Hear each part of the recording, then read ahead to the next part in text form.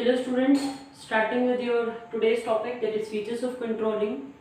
Last video में हमने meaning जाना था कंट्रोलिंग का। इसमें आपने स्टडी किया था कि आपके पास दो चीज़ें हैं, आपके डिज़ायर्ड रिजल्ट्स यानी कि आपके पास आपके जो कि स्टैंडर्ड्स जो आपने फिक्स किए हैं उनको कंपेयर करना है आपको आपकी एक्चुअल वर्क परफॉर्मेंस से।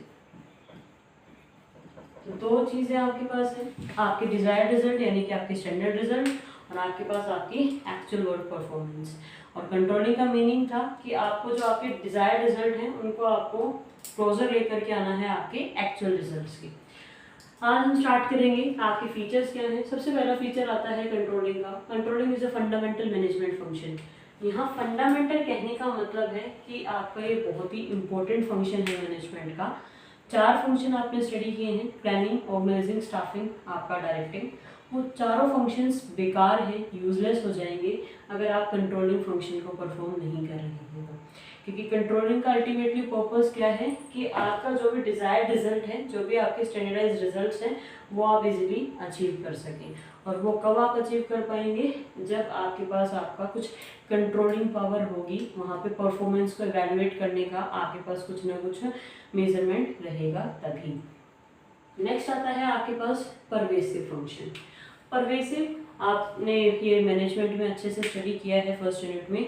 परवेसिव का मीनिंग ही क्या है, यूनिवर्सल, कि आपके पास आपका यूनिवर्सल फंक्शन है आपका मैनेजमेंट का, आपका कंट्रोलिंग। बिजनेस और नॉन बिजनेस दोनों एक्टिविटीज़ में आपके पास एप्लीकेबल होगा, हर लेवल पे एप्लीकेबल होगा, हर टाइम आप ये चीज़ें अप्लाई कर सकते हैं। चाहे आपके पास आप मनी रिलेटेड एक्टिविटीज़ परफॉर्म कर रहे हैं या आप नॉन इकोनॉमिक एक्टिविटीज़ परफॉर्म कर रहे हैं, आपको ज़रूरत रहेगी आपके कंट्रोलिंग फंक्शन की। थर्ड है आपके पास आपका कंटिन्यूस एक्टिविटी। यहाँ पे देखिए कंटिन्यूस कहने का मतलब क्या है, अल्टीमेटली कंट्रोलिंग कर क्या रहा है, जो भी आपके स्टैंडर्ड रिजल्ट्स हैं, जो भी आपने स्टैंडर्ड फिक्स किए हैं उनको अचीव करने में आपकी हेल्प करेगा। अब वो स्टैंडर्ड रिजल्ट्स आपके अचीव कब हो पाएंगे, वो स्टैंडर्ड आपने जो फिक्स किए हैं वो आप कब अटेन कर सकते हैं, जब आपके पास कोई ना कोई कंट्रोलिंग पावर है कि आपको पता है हमारी वर्क परफॉर्मेंस इवेलुएट की जानी है, हमारा जो भी मेजरमेंट रहेगा परफॉर्मेंस का वो चेक होगा। तो वो सारी चीज़ें आपके पास आपकी कंट्रोलिंग में अल्टीमेटली आएंगी। वो मैनेजर आपका ट्राई करेगा आपके कंट्रोल करने का।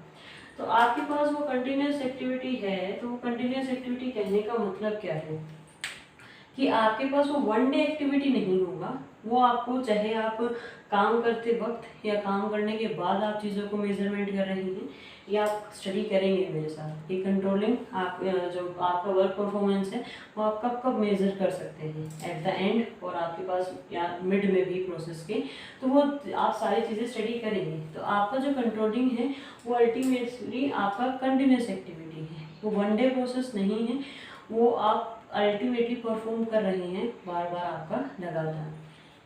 Controlling is both the beginning and the end of the process of management. आपके पास आपका जो कंट्रोलिंग है वो आपका बिगनिंग भी है आपकी प्रोसेस का और आपके पास आपका एंड भी है आपकी प्रोसेस ऑफ मैनेजमेंट का। इसका मीनिंग क्या है इसको समझते हैं। जब हम बिगिनिंग की बात करते हैं तो मैनेजमेंट आपका स्टार्ट होता है आपके पास आपके प्लानिंग फंक्शन से, और जब आप प्लान करते हैं तो वहाँ पे आपको स्टैंडर्ड्स फिक्स करने हैं, और वो स्टैंडर्ड्स आप कब फिक्स करेंगे, जब चीज़ें कंट्रोल में होंगी। आप रैंडमली कुछ भी अपने आइडियाज़ या कुछ भी अपने स्टैंडर्ड्स फिक्स नहीं करते हैं, एक कंट्रोल्ड सिचुएशंस के अंडर में जा करके आप अपने स्टैंडर्ड्स को ले डाउन करते हैं।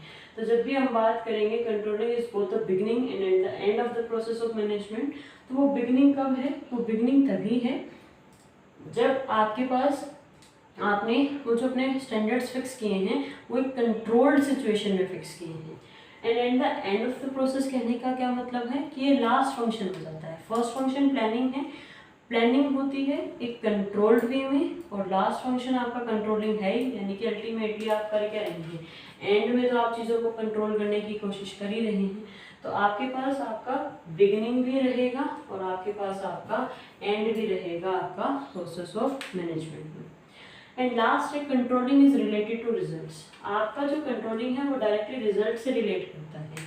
आपके पास एक्चुअली में काम क्या है, स्टैंडर्ड्स और आपके एक्चुअल वर्क परफॉर्मेंस।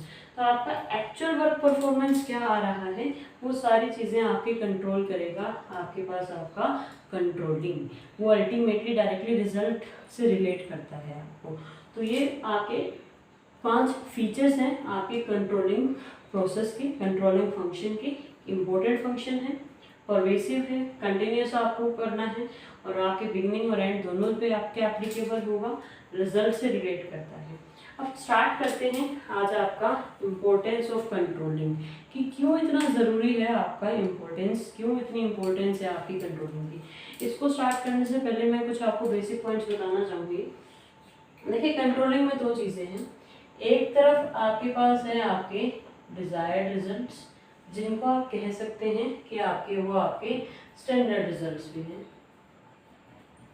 दूसरी तरफ होगी आपके पास आपकी एक्चुअल वर्क परफॉर्मेंस, कि आपके पास आपका काम है क्या। कंट्रोलिंग का मेन मकसद क्या होगा? कंट्रोलिंग का मेन मकसद है कि इन दोनों के बीच में डेविएशंस को कम से कम किया जाए। अगर मैंने मेरे डिजायर्ड रिजल्ट को फिक्स किया है 10 यूनिट्स पर डे पे, तो मेरा कोशिश ये रहेगा कि मेरा एक्चुअल वर्क परफॉर्मेंस है वो इसके आसपास ही हो, और ऐसा ना हो कि मैं 10 यूनिट से कम प्रोड्यूस करूँ, कि 8, 6, 9 वो चीज़ ना हो। Positive deviation it can be there, but कोशिश फोकस किस पे रहता है? Zero deviation. By zero deviation कि 10 यूनिट्स का अगर स्टैंडर्ड रखा है तो एक्चुअली में आपके पास एटलीस्ट 10 यूनिट्स आप बना पा रहे हैं। तो कंट्रोलिंग करने की क्या कोशिश कर रहा है कि आपके पास आपकी जो एक्चुअल वर्क परफॉर्मेंस है उसको कंट्रोल करने की कोशिश करेगा। आपका गोल आपने सेट किया है डिजायर्ड को, आपको उसको अचीव करने की कोशिश करेगा। तो फर्स्ट इंपॉर्टेंस जो आता है अकम्प्लिशिंग ऑर्गेनाइजेशनल गोल्स, इसमें मेन मोटिव ही क्या होगा कि आपके जो ऑर्गेनाइजेशनल गोल्स हैं उनको अचीव करने में आपकी हेल्प करता है आपके पास आपका कंट्रोलिंग फंक्शन। नेक्स्ट है जजिंग एक्यूरेसी ऑफ स्टैंडर्ड्स। देखिए, कंट्रोलिंग अल्टीमेटली है क्या? स्टैंडर्ड को एक्चुअल वर्क परफॉर्मेंस से कंपेयर करना है। अब हमारे को यहाँ पे फोकस करना है स्टैंडर्ड्स पे। स्टैंडर्ड्स आपके ना तो बहुत ज़्यादा इजी होने चाहिए और ना ही बहुत ज़्यादा हार्ड होने चाहिए। अब एक मीडियोकर स्टूडेंट के लिए मैं अगर 98% का टारगेट रख दूंगी तो ऑब्वियसली उसके लिए वो स्टैंडर्ड सही नहीं है।